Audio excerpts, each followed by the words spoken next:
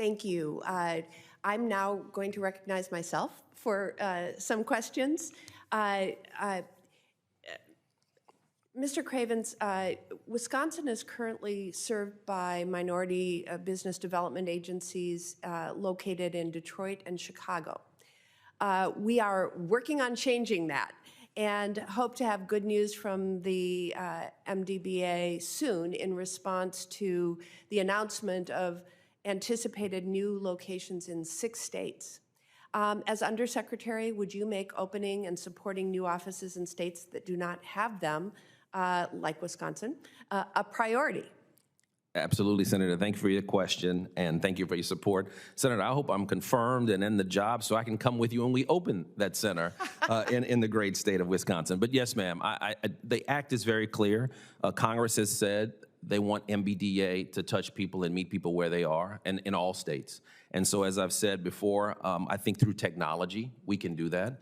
But I am excited to see that the men and women who are there now are working to bring a center, hopefully to your home state. It's needed.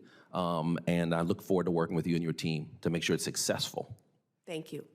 In an effort to promote economic resiliency among minority businesses, one of the requirements of the Minority Business Development Act is a study on alternative financing solutions. One financing solution that has been proven to increase the resiliency of small businesses is the use of employee ownership. Employee-owned companies are twice as likely to survive an economic downturn, and during the pandemic, they were 3 times more likely to retain staff. As Undersecretary, will you ensure that employee ownership is considered among the alternative financing solutions studied by the MBDA? Thank you, Senator, for the question. And, last night I had an opportunity to read the act again, this job description, as I called it, and I read it with my family, and I saw the section of the act that you're talking about. It says agency study on alternative finance solutions. And it says we must conduct a study on opportunities for providing alternative financing solutions to MBEs and submit to Congress and publish on the website of the agency. And so, Senator, if confirmed, looking very forward to conducting the study following the mandates of the act. And yes, ma'am, absolutely, we are going to look at alternative ways to get equity and financing to minority business enterprises. As you know, it's the #1 issue facing minority business enterprises. Absolutely. Yes. One of the priorities of the MBDA is to provide federal assistance to minority businesses in the area of workforce development. As a strong supporter of federal apprenticeship programs, I've been concerned that the number of Black apprentices in Milwaukee has declined significantly during the pandemic. A further concern is the discrimination that Black apprentices report encountering upon entering the job market after completion of their apprenticeship. I raised this issue with Labor Secretary Marty Walsh, and I'm confident that he is prioritizing the issue at his agency. But given the mission of the MBDA, it seems like there might be an opportunity for a productive partnership there.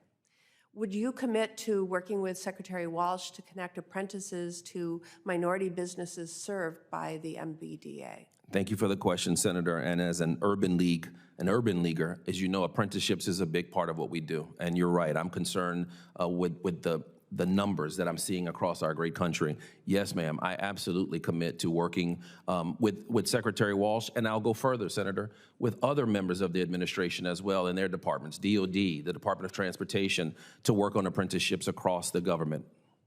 Great, thank you. Thank you. I have no further questions. I don't believe there are any other members that have further questions. So this concludes our hearing this morning.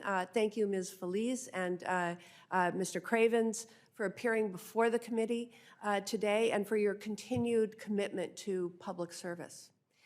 Senators will have until Monday, July 19th at the close of business to submit questions for the record to the committee, and the witnesses will have until the close of business on July 26th to respond to those questions. Thank you again, and that concludes today's hearing. I'm supposed to gavel out, but I'm going to use a bottle instead. Thank you again.